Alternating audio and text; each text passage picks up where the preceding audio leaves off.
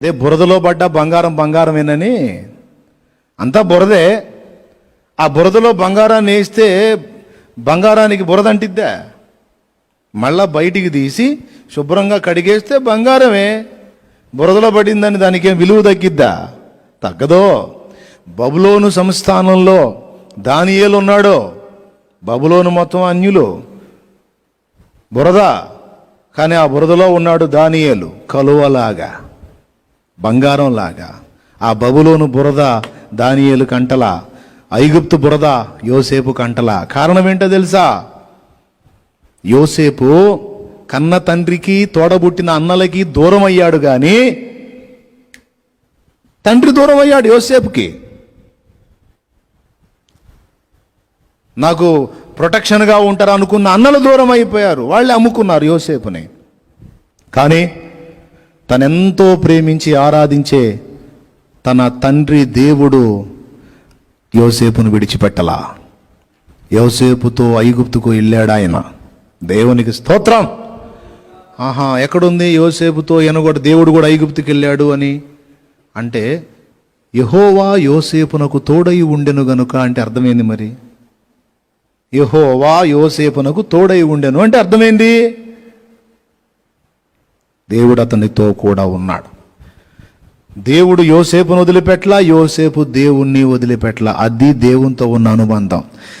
తండ్రి వదిలేయొచ్చు, తల్లి వదిలేయొచ్చు, తోడబుట్టిన వారే ద్వేషించి వదిలేయొచ్చు, నా అనుకున్న నీ వారే నిన్ను వదిలేయొచ్చు గాక, కానీ నీవు నమ్మి ఆనుకున్న దేవుడు మాత్రం నిన్ను వదలడు. హల్లెలూయా చెప్పు గట్టిగా. వదలడు. ఆయనను నువ్వు వదలనంత వరకు, ఆయనను వదిలేసావంటే ఇంక నేను చేయగలిగింది ఏం లేదు. యోసేపు వదల్లా. ఐగుప్తులోకి వెళ్ళనైతే వెళ్ళాడు, కానీ దేవునితో అనుబంధం ఏర్పరచుకున్నాడు. అక్కడ ప్రసంగాలు లేవు, బైబుల్ లేదు, వాక్యాలు లేవు, బోధలు లేవు. అయ్యా బాగున్నారా, ప్రార్థన చేసుకుంటున్నారా, వాక్యం చదువుకుంటున్నారా అని అడిగేవాళ్ళు కూడా లేరు అక్కడ. ఈరోజు ఇంతసేటు అడిగిన సేవకులు ఎంతసేటు చెప్పి చెప్పి మొత్తుకున్నా కూడా ఒక్కొక్కళ్ళు పట్టించుకోలే. ఇప్పుడు చూసారా, ఊహించకుండా ఎట్లా మారిపోయిందో. అంత ఒక వారంలో పరిస్థితులు ఎట్లా మారిపోయి అసలు సంఘమే లేకుండా ఎక్కడోడు అక్కడ ఆగిపోయారు చూసారా.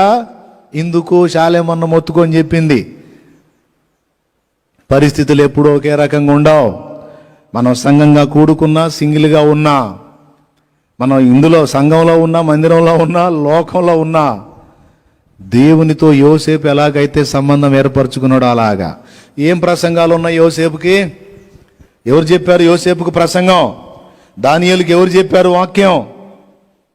ఎవరు ఇచ్చారు హెచ్చరికలు? బాబు యోసేపు పరిశుద్ధత కాపాడుకోనాయన అని వాళ్ళు అయ్యామన్నా చెప్పాడా? లేదు. కానీ ఉన్న ప్రపంచం ఏ ప్రపంచం? చెడిపోయిన ప్రపంచం. ఐగుప్తు అంటే నీకు చెప్పేదేముంది?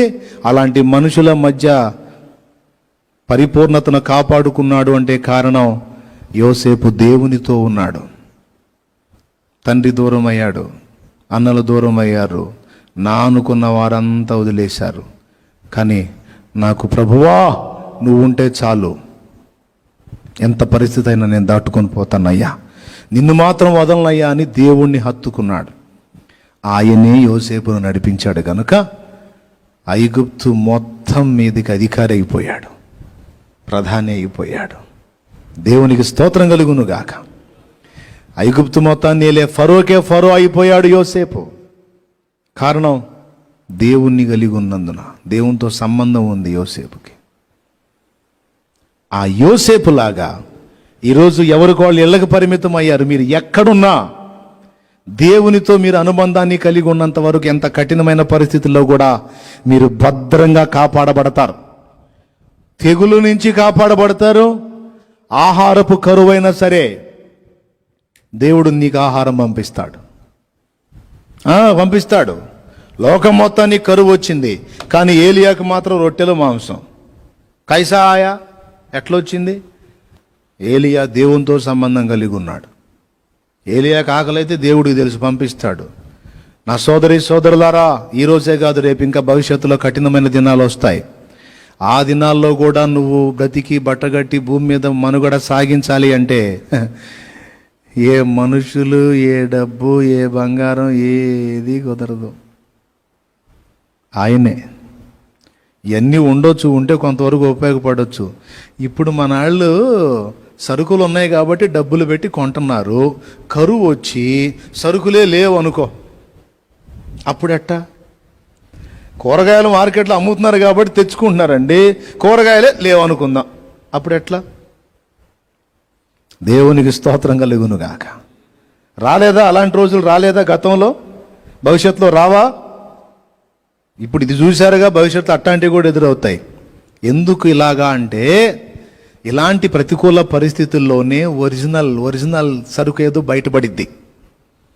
ఇలాంటి ప్రతికూల పరిస్థితుల్లోనే నిజంగా దేవుని సంబంధులు దేవునితో అనుసంధానమై కనిపిస్తారు. ఈ నకిలీ బ్యాచ్ ఏదైతే ఉందో అది రోడ్డు ఎక్కిద్ది, బయటపడిపోయిద్ది. అందుకు ఈ అగ్ని పరీక్షలో. కాబట్టి ఈ పరిస్థితులే కాదు, కఠిన కరువు పరిస్థితులు వచ్చినా వేరే మార్గం లేదు. మోకాళ్ళు నీ దేవుని వైపు చూస్తే నీకు కావాల్సింది రెడీగా సిద్ధపరిచి ఆయనే నీకు ఇస్తాడో. యెజబెలు ఇచ్చిన వార్నింగ్, ఏలియాను చంపుతానన్న వార్నింగ్కి ఒక దిన ప్రయాణం అంత అడవిలోకి పోయి బదరీ వృక్షం కింద నిద్రపోయాడు. దూత వచ్చాడా లేదా? ఏలియాని నిద్ర లేపి, లే ఇదిగో రొట్టె తిను, నీళ్లు తాగు, నీ శక్తికి మించిన ప్రయాణం ఉంది. 2 సార్లు రొట్టె పెట్టి నీళ్లు దాపాడు. ఎంత ప్రేమ! ఎందుకని ఏలియాకి అంత శ్రద్ధ తీసుకున్నాడు దేవుడు? ఏలియా అంటే దేవునికి ఇష్టం. ఎందుకు అంటే దేవుడు అంటే ఏలియాకి ప్రాణం. అందుకు వాళ్ళ అనుబంధం అలాంటిదండి. నీవు నేను మనం కూడా దేవునితో అలాంటి సంబంధాన్ని ఏర్పరచగలిగితే ఇక ఏ పరిస్థితి అయినా భయము లేదు. చప్పట్లు కూడా దేవుని మహిమపరుద్దాం గట్టిగా. హల్లెలూయా. చెవులు గలవాడి సంగతి గైకొనుగాక. అట్లాగా దేవునితో ఏర్పరచుకున్న అనుబంధం